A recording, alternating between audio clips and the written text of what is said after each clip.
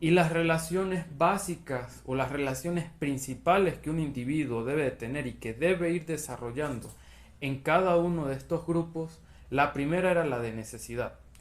Necesidad porque un individuo no puede criarse por sí solo, o sea, es imposible para poder cumplir con el ciclo básico de vida, que es nacer, crecer, reproducirse y morir,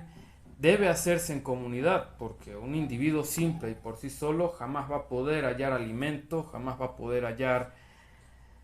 relaciones emocionales, tampoco va a poder hallar, desde luego, cumplir sus necesidades básicas. La segunda y la más importante que yo considero es la relación de gratitud,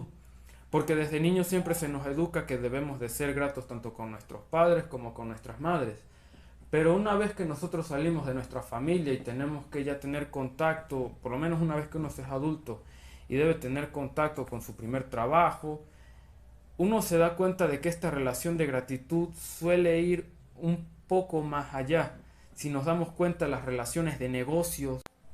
una de las relaciones más importantes a nivel social, desde luego, es la de gratitud, pues, pues a nosotros se nos enseñan desde el núcleo familiar que debemos ser gratos tanto con nuestros padres, nuestras madres, con nuestro padre, con nuestra madre, con nuestros hermanos, abuelos, tíos y demás miembros de nuestra familia.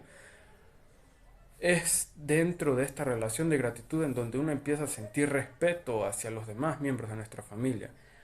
Una vez que nosotros nos toca salir del núcleo familiar, es que también podemos apreciar ciertas relaciones de gratitud que suelen haber entre las personas. Por ejemplo, si nosotros tenemos que solicitarle un favor a alguien, es en muestra de gratitud que le damos a demostrar que una vez que él necesite de nuestra ayuda, podrá acudir hacia nosotros. Esto también se puede apreciar en los negocios. Una vez que tú como persona, por ejemplo, te toca buscar un trabajo,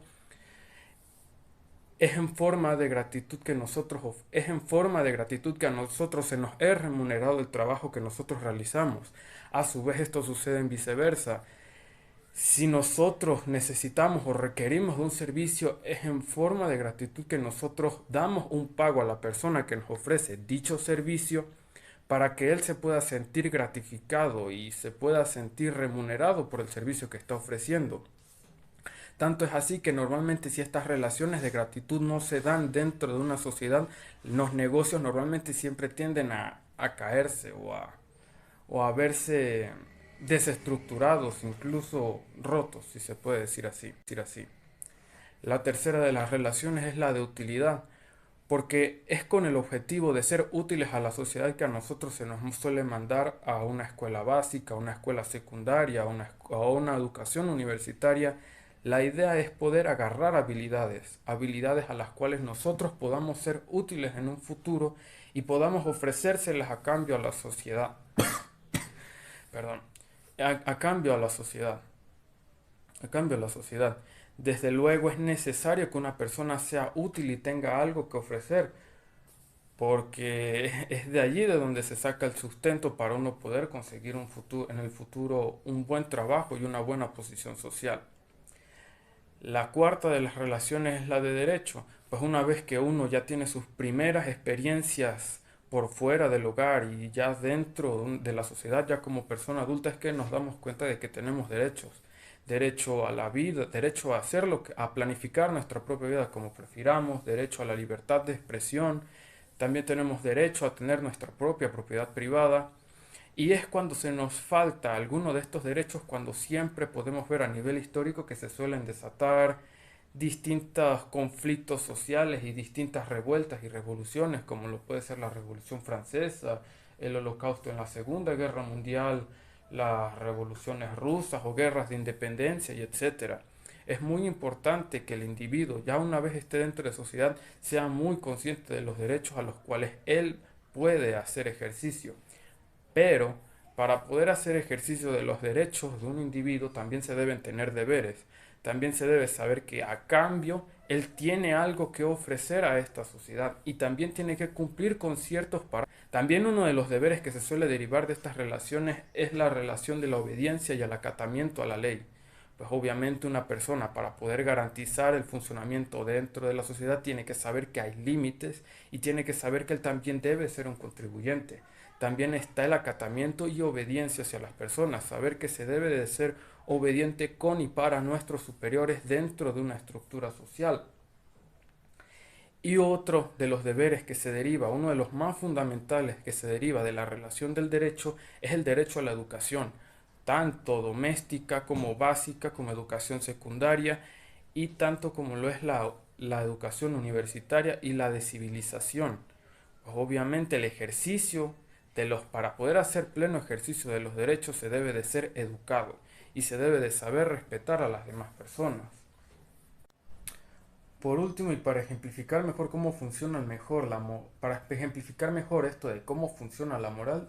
tengo que tocar el tema de las profesiones. Y normalmente el autor del libro, para hacer ejemplificación de este punto, él coloca una discusión que suelen tener tanto un padre como una madre de familia, y los dos debaten sobre qué carrera o qué profesión debería de escoger su hijo para un futuro. La madre normalmente siempre argumenta que el chico debería escoger la profesión de sacerdote, porque al sacerdote nunca y jamás le iba a faltar el pan, nunca iba a tener ningún tipo de problemas con respecto a su alimentación, y el sacerdote siempre era una persona que iba a estar abocada al cuidado y a la labor social de las demás personas. A lo que el padre siempre le solía argumentar al contrario, diciéndole que el chico solo debería de escoger la profesión de sacerdote si la sociedad realmente así lo requería y si el chico sentía que debía atender al tipo de problemas que se presentaran dentro de la sociedad. La madre normalmente le replicaba diciéndole que bueno, si es que acaso tendría algo de malo que el chico quisiera escoger la profesión del sacerdote, porque el sacerdote siempre está a la dedicación de los demás. Y el padre le imponía, pero es que claro, si normalmente tú tratas de imponerle a una persona un tipo de profesión, este no va a sentir realmente vocación por lo que está haciendo. Y nosotros podemos observar en nuestra vida diaria que en lo que vendría siendo, por ejemplo, la profesión de un educador, se necesita algo más que solo saber muchas cosas, se necesita también tener vocación y tener sentido de la realidad, se necesita realmente creer que lo que se está haciendo es realmente importante. Cuando uno normalmente se dedica a realizar una actividad a la que a uno le gusta, uno normalmente no siente no se- el trabajo al que tú te estás dedicando no se siente como si fuera una obligación, sino más bien se siente como una relación orgánica o algo a lo que tú estás encantado o sientes gusto de realizar. Esto normalmente siempre se ve en personas a las que se dedican a hacer cosas que siempre le gustaron o siempre tuvieron una buena formación y una buena orientación dedicada hacia ese objetivo. Todo lo contrario sucede cuando nos encontramos con una persona que, por ejemplo, tiene un título de médico, pero realmente no siente esa vocación de médico. Una vez yo tuve una mala experiencia, por contar una experiencia propia, una vez tuve que dirigirme a un centro médico para tratarme lo de los síntomas del COVID, donde me estaba llevando el control de los síntomas del COVID. Y la médica que realmente me tocó, a pesar de que ella mantenía las medidas de seguridad para ella obviamente no salir contagiada de COVID, realmente el tipo de trato que ella sentía hacia mí como paciente no era de los mejores, si se pudiera decir, casi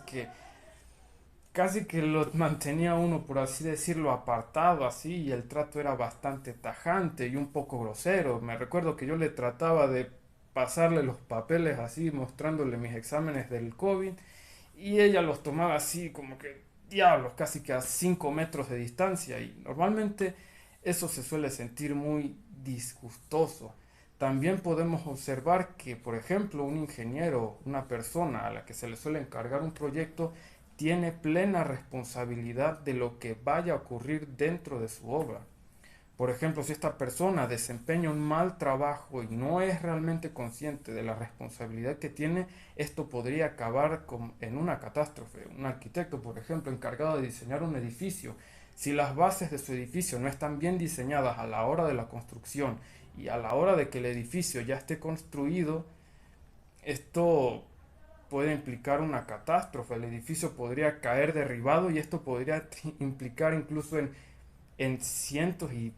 puede implicar dentro de las vidas y las personas que estén laborando dentro de ese edificio, que estén haciendo vida dentro de ese edificio. Por ahí y ende la importancia de la ética que tienen, la importancia que la moral y la ética tiene dentro de una sociedad. Es importante saber que a la hora de sacar una profesión o a la hora